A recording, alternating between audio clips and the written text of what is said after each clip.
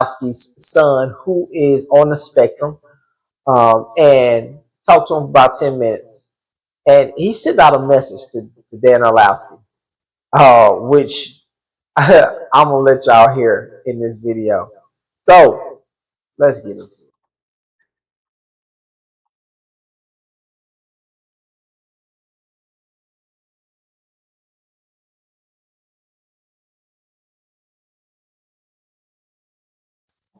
All right, we're going to go from the highest to the lowest. We got at 30, we got Jordan Mailata. At 36, we got Quinyon Mitchell. At 41, we got Lane Johnson.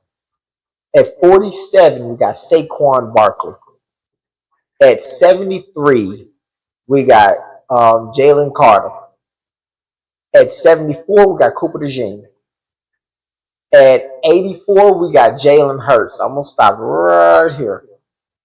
At 84, Jalen Hurts. I honestly, the way how bad the league and people are so comfortable talking about Jalen Hurts, I didn't even think he'd make this list.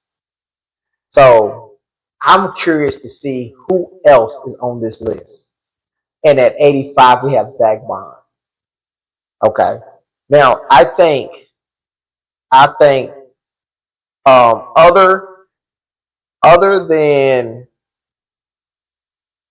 other than Cooper DeJean on this list, other than Cooper DeJean, I feel like everybody else is proving themselves. I feel like everybody else is proving themselves on this list. I think Cooper DeJean is probably going to be a really good safety, maybe to the point of where we move him there permanently. I just got a feeling. I don't have nothing to back this.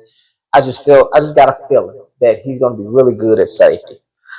And this is why Cooper DeJean tackles really, really well. Anybody who can put Derrick Henry on their back, sound tackle. He takes really good angles.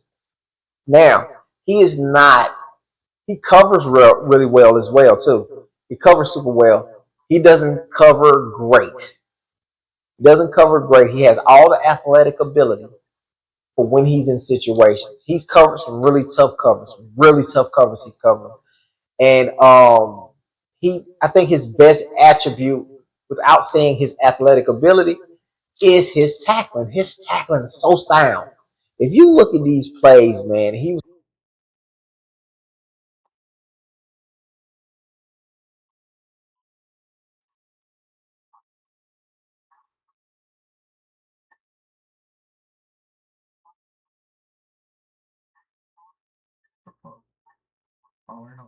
playing outside corner. How he comes down, he don't leave them much room for any moves. He comes down very fast. He's very decisive, and he comes down and he makes a very sound tackle. He's not boom sticking nobody. He's a very sound tackler. That is it. That is it. I like Cooper DeJean at safety, man. I feel like he's going to do an amazing, amazing job at safety. Moving on. Bryce Huff. Bryce Huff has been talking about where things went wrong in Philly. And he's talked about the fans. The fans, he's not used to fans holding him accountable. He didn't say that. I added that. He said he's not fans telling him how bad he sucked or letting him know what certain weaknesses is of him. He's not used to that. In New York and New Jersey, whatever, he was with the Jets. Everybody loved him. He just couldn't do no wrong. Well, this is a team who like to win. The record has shown we like to win. So yeah, you come into a winning organization. If you don't like winning, you're probably not going to be susceptible to us holding you accountable. These are things I feel like you should know coming in the league anyway. The fact that Vic Fangio said that you have a hard time with the run is legit. He didn't lie on you. In that Falcons game, we probably lost that Falcons game because you couldn't hold your edge. And they ran to your time. They ran to your side enough times to get first downs. And when you play like this,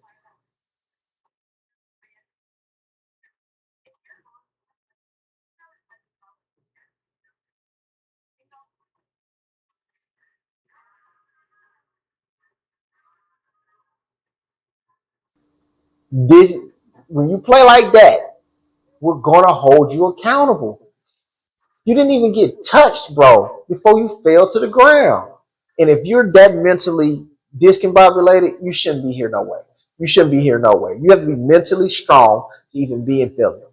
And you're not that. We're happy you're gone. We're so happy you're gone. I'm gonna run the play.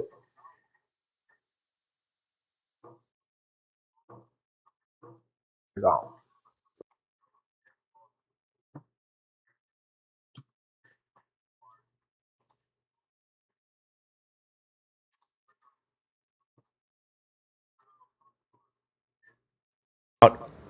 Later on, but you had said that the Philly stint was off from the get-go. Bryce Huff, as someone that goes to Philly, signs a huge deal with them. At what point did you know vibes were off? This shit wasn't going to work. Like first week of camp. Why was that? So we had done like walkthroughs without pads on, and really OTAs. Honestly, I knew it was kind of off. Yeah. Because we went in and we didn't do any pass rush drills the entire OTAs. Like it was just like dropping in coverage. So I'm like, they brought me here to rush, but like all we were doing the entire camp or all spring camp was just like dropping in coverage and learning coverages. So I thought that was weird. And then we get to camp before we even put on pads. It's like first week of camp. DC goes in the media is like, I don't think he can stop the run. I don't think he has what it takes to do the job right now. Yeah. And the fans ate it up. Like they just lost it. Yeah. And I, like me being like an undrafted guy, never having people talk to me about whatever, like fans were always supportive in New York, to go there and everybody's just like grilling me before we even put pads on. I'm like, bro, what are we on right now? Like that was just weird. Yeah. And I'm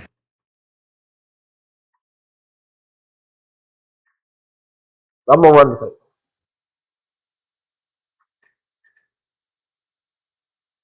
Yeah, like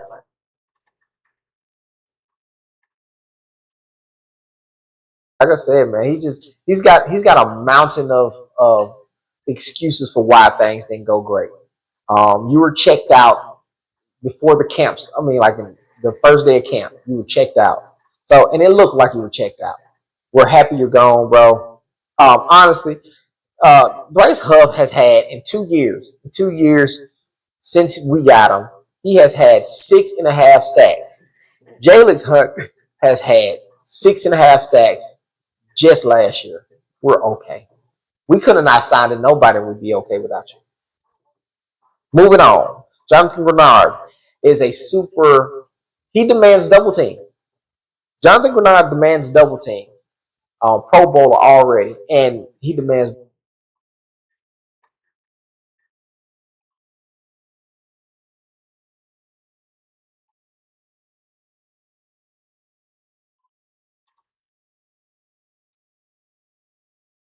double teams.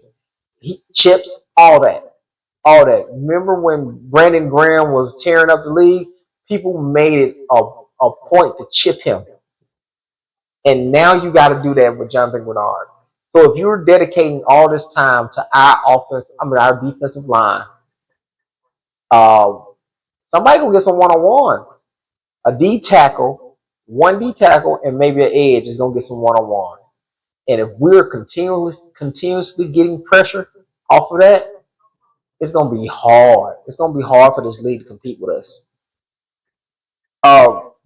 Let's go into Jalen Hurts. Jalen Hurts met Dan Orlovsky's son. Dan Orlovsky has been very, very critical of Jalen Hurts in his career. And if you don't know, Dan Orlovsky's son is on the spectrum. He's autistic. And this is kind of how, Dan Orlovsky was on WIP, and he decided that he was going to tell this story about Jalen Hurts, his son, and his interaction with him.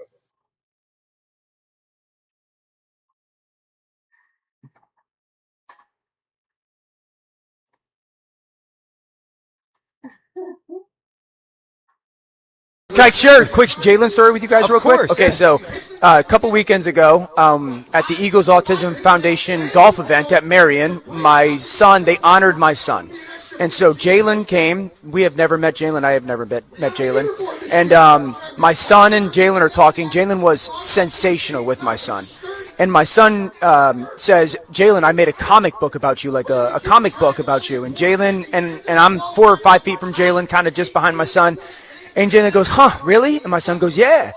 And Jalen goes, well, if I'm good enough to make it in your comic book, and he looks me dead in the eyes and goes, that means your dad's got to be nicer to me on TV from now on. Oh, he was dead ass. Dead in my eyes, and I looked at him like, well played. That's a good one. That is a great story, and it doesn't surprise me. He was, I mean, he hears gregarious, everything. generous Yeah, to your yeah. son. Oh, he was unbelievable. Yeah. He was unbelievable, Yep. man. So he spent 10 minutes with my son. That's talking. awesome. So, but it was a great, and I was like, tip of the hat, well done. You're gonna have that in the back of your head during first take, back there. Yeah, it puts me in a unique situation.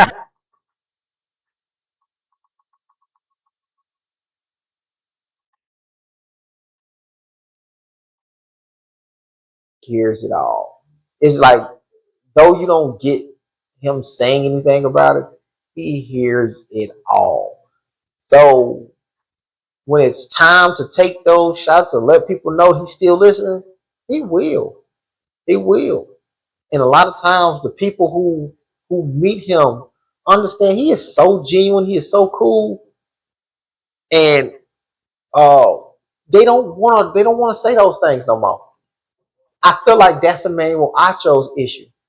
He don't get a chance to talk to Jalen much, and if any, and if he was to talk to Jalen Hurts, and he would probably have a different perspective on him as a leader and quarterback, because Emmanuel Comic book, and he looks me dead in the eyes and goes, that means your dad's got to be nicer to me on TV from now on. Oh, he was dead ass. Dead in my eyes, and I looked at him like, well played.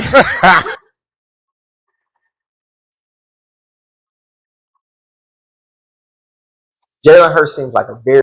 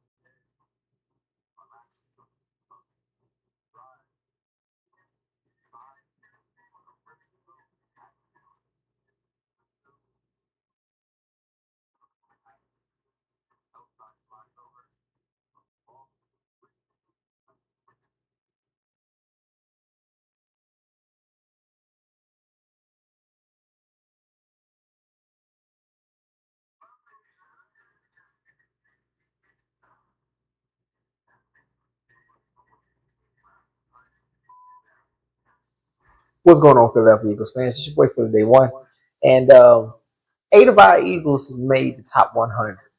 I will do a separate video, not this video. I'm just gonna let you know who made the top 100.